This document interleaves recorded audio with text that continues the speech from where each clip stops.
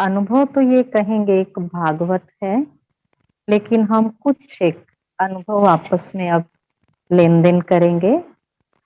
बाल्यकाल से ही भक्ति के संस्कार, पूरी फैमिली ही भक्ति भावना वाली थी, तो हमारे भी संस्कार उनको देख देख वैसे बनते गए। और बचपन से ही एक आश बन गई कि मुझे तो बस भगवान से शादी करनी है, लेकिन पता नहीं था कि वो भगवान है कौन, कहाँ मिलेगा और कैसे होगा। तो धीरे धीरे आगे बढ़ते रहे। एज भी बहुत छोटी थी, परंतु जब हमें ये ईश्वरीय ज्ञान मिला, उससे ही पूर्व इस लगन को देखते हुए एक संकल्प मैंने किया कि जब तक मुझे भगवान का पता नहीं चलता, तब तक मैं ये व्रत रखूंगी और मैं ऐसा कोई भी कार्य नहीं करूंगी। तो व्रत रखते मुझे 1 ही साल हुआ था। तो जैसे कि मेरे सामने ब्रह्मा बाबा आए और आके मेरे हाथ से वो शिवलिंग पे जल चढ़ा रही थी, लोटा लिया और कहते, बच्ची तुझे वरने वाला आ चुका है, लेकिन वो पता नहीं कहाँ आ चुका है, कौन होगा। तो उसके बाद लगभग 1 वर्ष के बाद मुझे ये ईश्वरीय ज्ञान मिला। हमारे आदरणीय भ्राता भारत भूषण जी हमारे वहां पहुंचे और उन्होंने ये ज्ञान दिया। तो मुझे तीसरे दिन ही ये निश्चय हो गया कि जिस भगवान ने मुझे वो दिखाया था और कहा था, सच में वो मेरे लिए ही यहाँ पे आ चुका है। तो जैसे कुछ दिन ज्ञान सुना, धीरे धीरे धीरे धीरे हमारा निश्चय बढ़ने लगा। और जैसे निश्चय बढ़ने लगा, तो उसके बाद हमारे जीवन में विघ्न आने शुरू हो गए। हमारा एक छोटा सा विलेज था जहाँ पे हम थे, तो वहां पे लोगों ने जब यहाँ पवित्रता की बात सुनी, कुछ ऐसी बातें सुनी, नया ज्ञान सुना, तो उनको ये लगा कि ये तो रॉन्ग है, इसलिए इनको ये नहीं सुनने देना है। तो विघ्न इतने डाले उन्होंने, बहुत ज्यादा, इतने विघ्न आए कि पूरे वहां हलचल हो गई कि कोई भी इनके सत्संग में जाएगा नहीं। तो सबने घर वालों को रोकना शुरू किया, रोकते रहे, कुछ रुक गए, कुछ फिर भी आते रहे। हमारी पूरी फैमिली ज्ञान में आई और वो ज्ञान सुनने की बहुत इच्छुक थे, भाई भी, बहनें भी, मदर भी, सब ज्ञान में आ गए।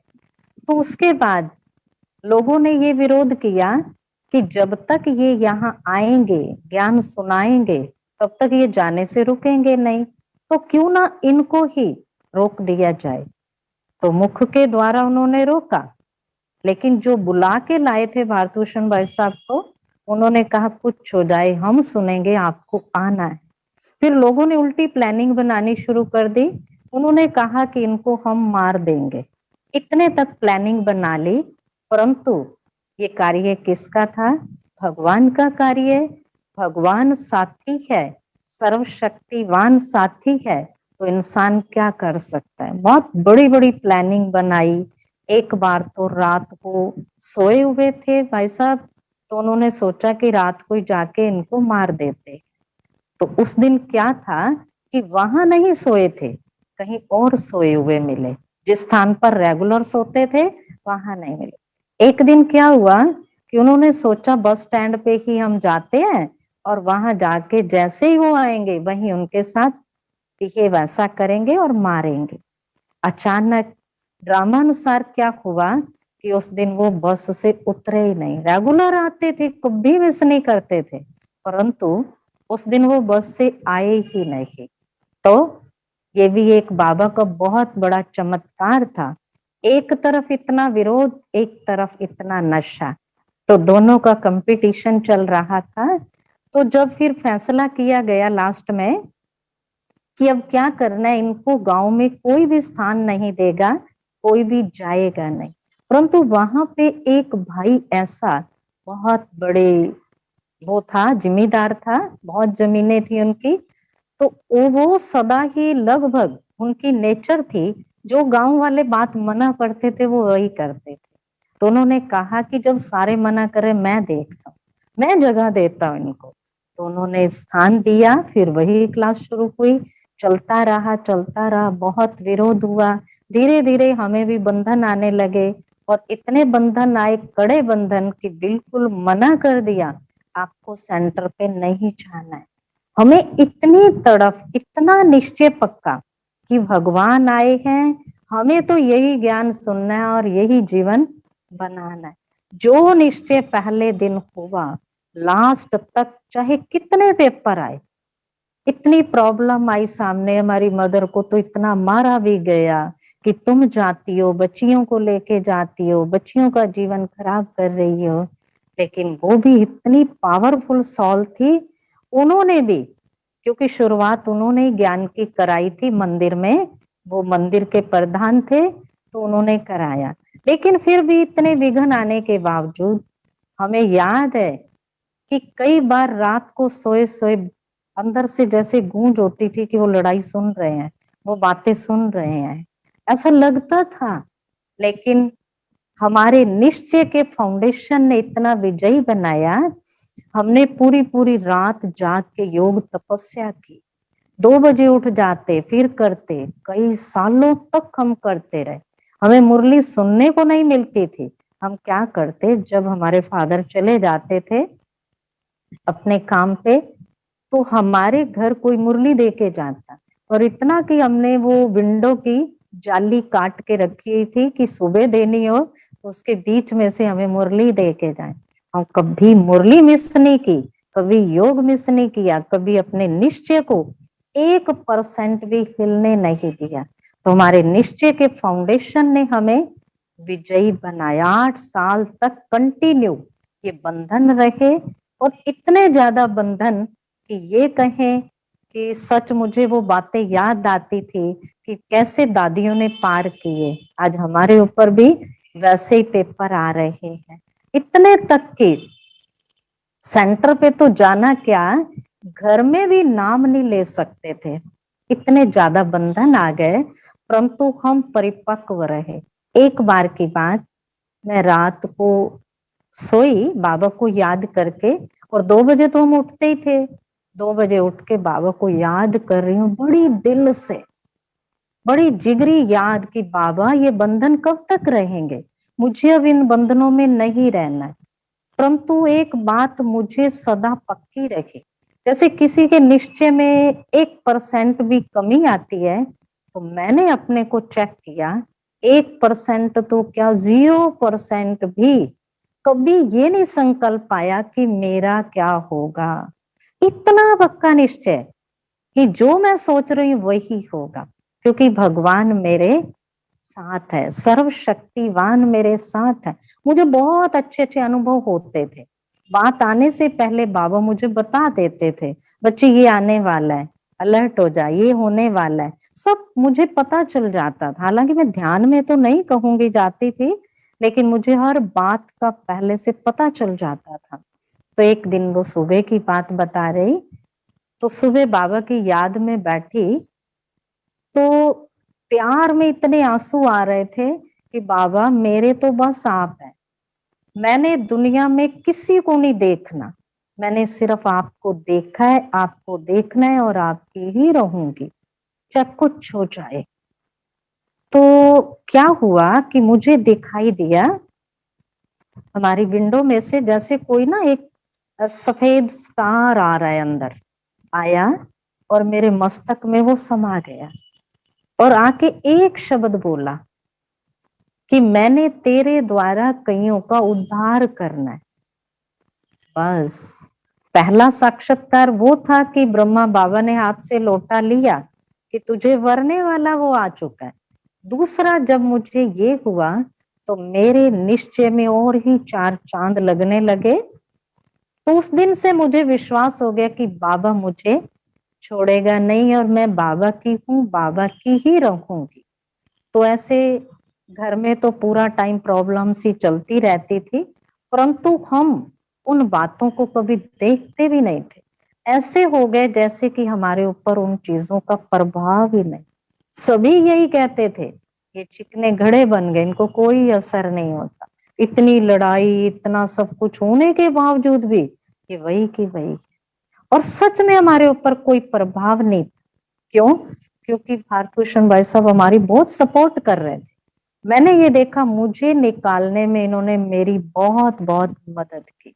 फिर हमारे आदरणीय सरला दीदी जी भी समय प्रति समय वो भी हमें बहुत शिक्षाएं देते थे, बहुत मेहनत की। भाई साहब ने भी बहुत पूरी पूरी रात योग भट्टियां करवाई, क्योंकि उस समय पानीपत में मेरे से पहले शायद एक या दो कन्याएं थी, कोई भी नहीं था। और आज पानीपत सर्कल में लगभग 100 टीचर्स बहने जो समर्पित हैं, और उस समय सिर्फ दो कन्याएं थी। तो मुझे बहुत पालना मिली, मुझे बहुत सहयोग मिला बड़ों का, दादियों का। दादी चंद्रमणि जी ने मुझे बहुत पालना दी, बहुत प्यार दिया, बहुत शक्ति भरी। मेरी एक एक बात को दादी इतने प्यार से सुन के मुझे शक्ति भरते थे, मुझे स्पेशल दृष्टि देते, मेरे लिए कुछ ना कुछ वो हर बार याद भेजते। दादी चंद्रमणि, मनोहर दादी जी, बहुत पालना उन्होंने भी मुझे दी और बहुत सपोर्ट भी की। फिर उसके बाद जब मैं ये कहूं कि हमारी कन्याओं की ट्रेनिंग आई मधुबन पांडव भवन में, तो मैंने सरला दीदी जी से पूछा कि दीदी मैं ट्रेनिंग में चली जाऊं। दीदी ने कहा आपके घर में इतने बंधन है, क्या होगा। मैंने कहा दीदी बाबा ने कल मुरली में कहा था कि माया कागज का शेर है, आप उससे डर जाते हो। तो दीदी ने कहा जब आप इतनी हिम्मत रख सकते हो तो मैं क्यों मना करूं। मैंने अपनी तैयारी की। घर वाले बिल्कुल एग्री नहीं, 1% भी किसी को पता नहीं, पर मैंने टिकट भी करवा ली, चोरी सब कुछ अपनी अटैची पैक कर ली और फॉर्म भर दिया कि मुझे ट्रेनिंग में जाना है। पर मैं इतने बंधनों में से निकल के अपना ट्रेनिंग में चली गई। घर वालों को पता नहीं लगा कब निकली, क्या हुआ। मैं छिप के गई, अटैची किसी के हाथ भेज दी और मैं बाद में चुप करके चली गई। जैसे ही मैं गई तो उसके बाद बहुत हंगामा हुआ कि चोरी निकल गई, ये भगा के ले गए हैं, ये वापस नहीं आएगी, ये होएगा। पता नहीं क्या क्या पूरे गांव में हंगामा हुआ। और हमारे फादर ने तो वो हाल किया जो हम कुछ कह भी नहीं सकते। लेकिन मेरे अंदर दृढ़ संकल्प कि मैंने जाना है, मैंने जाना है, कुछ भी हो जाए। मैं चली गई, चलता रहा।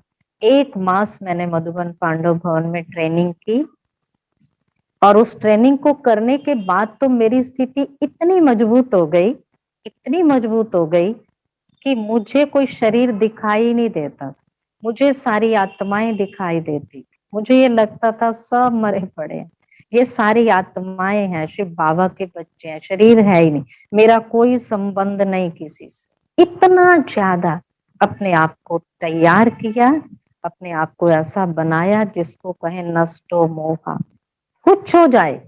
हालांकि बहुत पेपर आए, दीदी का 1-2 बार मैसेज भी गया, तो मैंने कुछ भी नहीं ध्यान पे रखा और अपनी उस धुन में बहुत अच्छे से ट्रेनिंग की।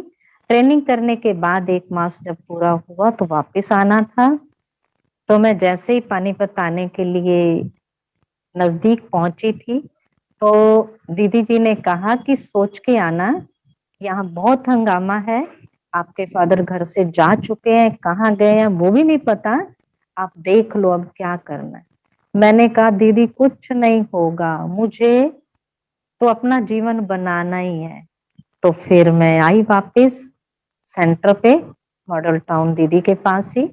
तो वहां मैं रही, तो परिवार वालों को पता चला कि वो आ गई है। लेकिन मैं अगले ही दिन, एक दिन बीच में छोड़ के, दिल्ली ट्रेनिंग थी, तो मैं दिल्ली श्री फोर्ट चली गई। मैंने कहा दीदी मुझे घर वापस नहीं जाना है, आपको कितना भी मेरे लिए सहन करना पड़े, मैं घर नहीं जाऊंगी। तो दीदी भाई साहब ने पीछे जैसे भी करके कवर किया, तो मैं दिल्ली ट्रेनिंग में चली गई। वहां से 1 मास के बाद वहां से आई। तो उसके बाद जैसे ही मॉडल टाउन पहुंची, तो परिवार वालों को, बाकी को पता चला, तो उन्होंने बुलाया। मैंने कहा दीदी कुछ भी हो जाए, मैंने अब वापस नहीं जाना। मेरा वो दिन ट्रेनिंग में गई थी, मैं आज दिन तक नाइट स्टे, रात घर नहीं की। आ गई तो आ गई, बाबा ने इतना सहज कर दिया कि उसके बाद धीरे धीरे सारी सिचुएशनें परिवर्तन होती गई। लेकिन दृढ़ता, मेरे जीवन में 3 बातें पक्की थी, जिस कारण शायद शिव बाबा ने, बड़ों के सहयोग ने मुझे विजयी बना दिया। वो 3 बातें क्या थी? एक मेरा निश्चय, दूसरा मेरी भावनाएं, रिस्पेक्ट बड़ों के लिए, यज्ञ के लिए, हर बात के लिए, और तीसरा उमंग, उत्साह। ये 3 बातें मुझे जीवन में ऐसे उड़ा रही थी जैसे एक फरिश्ता बन के उड़ता है। उसके बाद फिर धीरे धीरे सिचुएशन परिवर्तन हुई, कुछ भाई बहनों के सहयोग से सब कुछ ठीक हो गया। तो मैंने ये देखा कि जो इतने विरोधी थे, गालियां तक निकालते थे, उन्होंने ही वो हार पहनाने वाले बन गए, इतना झुक गए। कहते कि हमने तो इतना इसलिए किया था कि ये रुक जाएंगे, लेकिन ये तो सच्ची देवियां बन के निकल गई। उन्होंने फूल मालाएं पहनाई और आज दिन तक भी वो हमें इतने रिस्पेक्ट से बुलाते हैं। हर कार्य की शुरुआत सोचेंगे बहनों के द्वारा, तो इतना रिस्पेक्ट उनका बना। परिवार वाले भी कुछ मोल्ड हुए। और उसके बाद वंडर ये है कि पहली आत्मा को निकलने में इतने विघ्न, उसके बाद 2 सिस्टर और आई छोटी, वो भी बाबा के यज्ञ में समर्पित। उसके बाद भाई है, उसके बच्चे, वो भी समर्पित। इतने वंडर की बात है। कजन, वो भी समर्पित। इतना पूरी फैमिली में इस चीज का प्रभाव हो गया। लेकिन उन्होंने लास्ट में एक बात जरूर कही, कहते हम आपको इतना तंग इसलिए कर रहे थे कि कहीं आप इस रास्ते पे चल के फिसल ना जाए, कहीं आप इस रास्ते पे पहुंच के इतनी ऊंचाई पे और कल को दुनिया के प्रभाव में ना आ जाए। तो उनको विश्वास दिलाया गया। फिर धीरे धीरे परिवार में सब कुछ हुआ, भाई बहनों का सहयोग भी मिला और बड़ों का भी पूर्ण सहयोग रहा। भाई साहब ने तो शुरू से लेके आज दिन तक पूरी सपोर्ट की।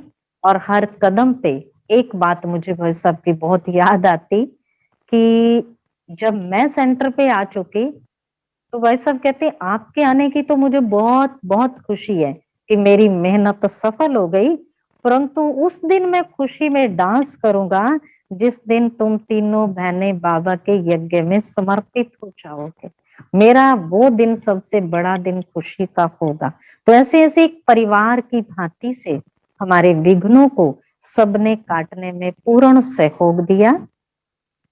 अब कुछ समय फिर मैंने उसी स्थान पे रह के सेवाएं की और उन सभी गांव वासियों को भी मोल्ड किया और उनकी भावनाओं को फिर से जागृत किया कि आप क्या सोचते थे और क्या बन गए।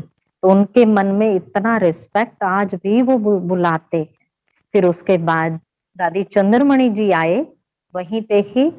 तो दादी ने जब मुझे देखा कि ये इतने विघ्नों को पार करके और सेंटर पे आ चुकी है, तो दादी ने कहा आपने ऐसी कन्या को यहाँ बिठाया है।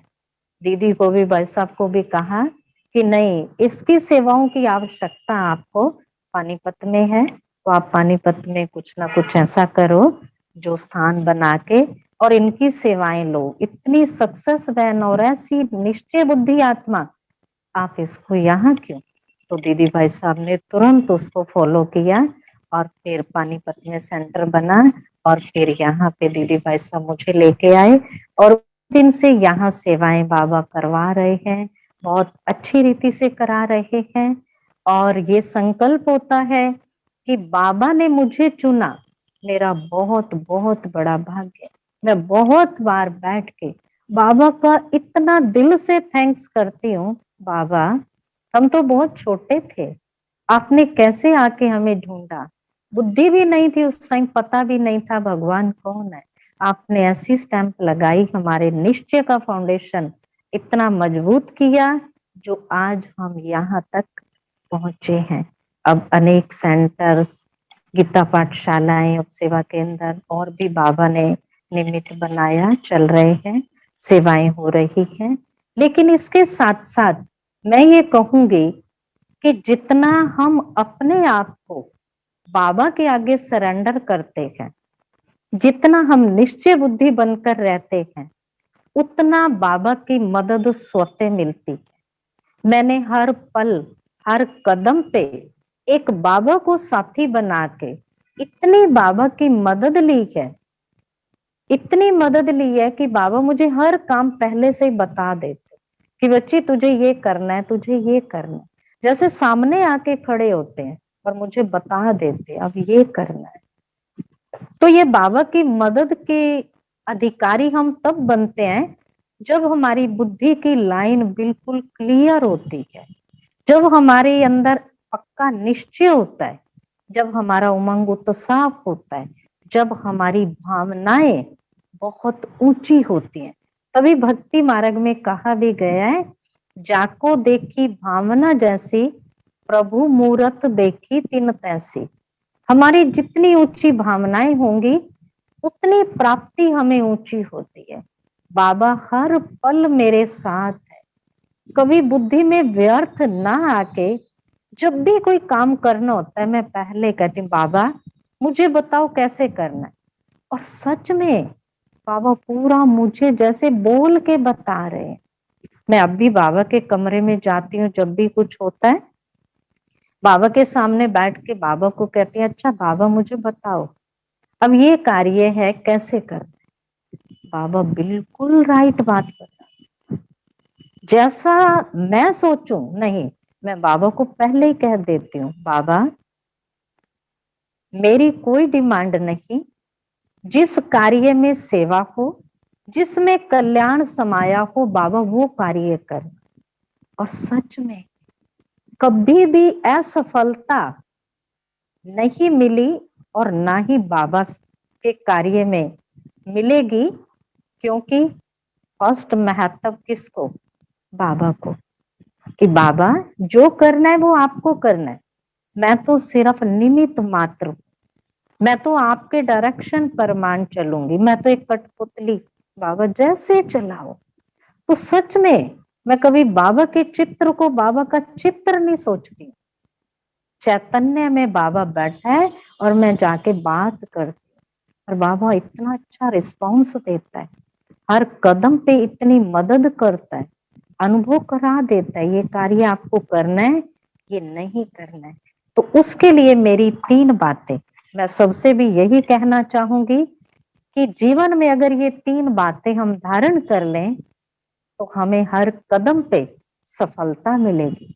जितनी मेरी बुद्धि की लाइन क्लियर होगी, मेरा योग अच्छा होगा, एक बाबा दूसरा ना कोई, उतना ज्यादा मुझे हर पल मदद मिलेगी। कितनी परिस्थितियां आ जाएं, कितने विकराल रूप लेके मेरे सामने आ जाए, पहाड़ जितनी भी क्यों ना, तो बाबा उनमें से भी जैसे रुई की तरह निकाल लेंगे। तो वो 3 बातें आप भी सदा अगर अपने जीवन में अपना लेंगे। मुझे दादी की एक बात बहुत याद आती है, दादी जानकी जी ने भी बहुत हमें पालना भी दी, भले हम उस टाइम बहुत छोटे भी थे लेकिन फिर भी दादियों के करीब बहुत थे। अब तो खैर ये कहेंगे कि दादियों की हर बात को जीवन में उतार के यही सोचते हैं कि उनके हर कदम पे हम भी चलें। तो दादी जी की मुझे एक बात बहुत अच्छी लगती है और मैं सदा अपने जीवन में उतारती, जब भी कोई बात होती है दादी कहते मैं बाबा से बात करती हूँ, बाबा ये काम कैसे कर। दादी जी के जीवन का उमंग उत्साह मुझे उत्साह देता है। दादी जी के उत्साह को देखते हुए मैं ऐसा सोचती थी कि जब इस एज में आके दादियों के अंदर उत्साह है तो हम क्यों नहीं अपने आप को उत्साहित कर सकते। तो ऐसे ही वो 3 बातें, पहली बात निश्चय, वर्तमान में कितनी परिस्थितियां आ रही हैं, इन परिस्थितियों में रहते हुए भी मुझे अपने निश्चय के फाउंडेशन को मजबूत करना है। जितना निश्चय हमारा पक्का होगा उतनी विजय हमारी है ही। बाबा तो कहते हैं कि बच्चे विजय आपका जन्म सिद्ध अधिकार है, लेकिन कहां से, जहां हमारा निश्चय का फाउंडेशन मजबूत है।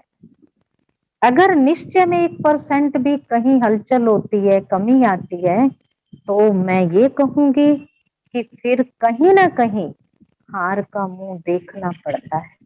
अपने निश्चय के फाउंडेशन को इतना मजबूत करे, जो आज भी बाबा ने कहा कि सन्यासी लोग भी शिष्यों की परीक्षा लेते थे, कहते थे सर्प के सामने जाओ, वैश्य के सामने जाओ, तो किस लिए? उनके निश्चय को चेक करने के लिए। लेकिन यहाँ तो स्वयं सर्वशक्तिवान है, हमें उस पर संपूर्ण फेथ होना चाहिए। जो वो कह रहे हैं वही होगा, जो वो मेरे साथ है तो मेरी हार हो नहीं सकती। कुछ हो जाए, कितना बड़ा विघ्न आ जाए, बाबा उसमें से निकाल देंगे। ये हमारे जीवन का अनुभव है। हजारों बार ऐसी बातें आई, लेकिन बाबा ने कैसे निकाला? इजी, बहुत इजी करके। लेकिन मेरा निश्चय पक्का हो। दूसरी बात, भावनाएं, रिस्पेक्ट, यज्ञ के प्रति, बड़ों के प्रति, बाबा के प्रति, बाबा के घर के प्रति, बाबा की एक एक चीज के प्रति रिस्पेक्ट। जितना ज्यादा आपके मन में रिस्पेक्ट होगा, जितनी ऊंची भावनाएं होंगी, उतनी प्राप्ति आपको ज्यादा। रिस्पेक्ट मिलना अलग बात है, वो तो मिलेगा ही, क्योंकि हम जैसा बीज डालेंगे। परंतु रिस्पेक्ट देने से, भावनाएं ऊंची रखने से मेरे अंदर की सारी मैल धुल जाती है। कोई व्यर्थ, कोई नेगेटिव, कोई परचिंतन आएगा ही नहीं। तो मेरी भावनाएं ऊंची। मैं जब बाबा से मिलने जाती, जब भी मधुबन बाबा से मिलने जाती, बाबा के सामने बैठ के, बाबा की मुरली सुन के, सब कुछ करके इतना इतना ज्यादा अपने को रिलैक्स कर लेते, शक्ति भर लेते। लेकिन मैं एक बात कहना चाहूंगी कि जब दादियां स्टेज पे जाती, दादियां बाबा को भोग खिलाती, दादियों का प्यार देखते, तो उस टाइम आंखें नम हो जाती। क्यों? भावना। उस टाइम मेरे मन में एक ही संकल्प आता, जब भी 40 वर्षों में कितने बार बाबा से मिले, लेकिन एक बात कभी भी छूटती नहीं थी। हमेशा ये बात आती कि देखो, दादियों ने बचपन से बाबा को जीवन सरेंडर किया, और आज दिन तक कितने वर्ष हो गए बाबा से मिलते, आज भी दादियों का कितना प्यार, कितनी भावना, कितना रिस्पेक्ट बाबा के प्रति है।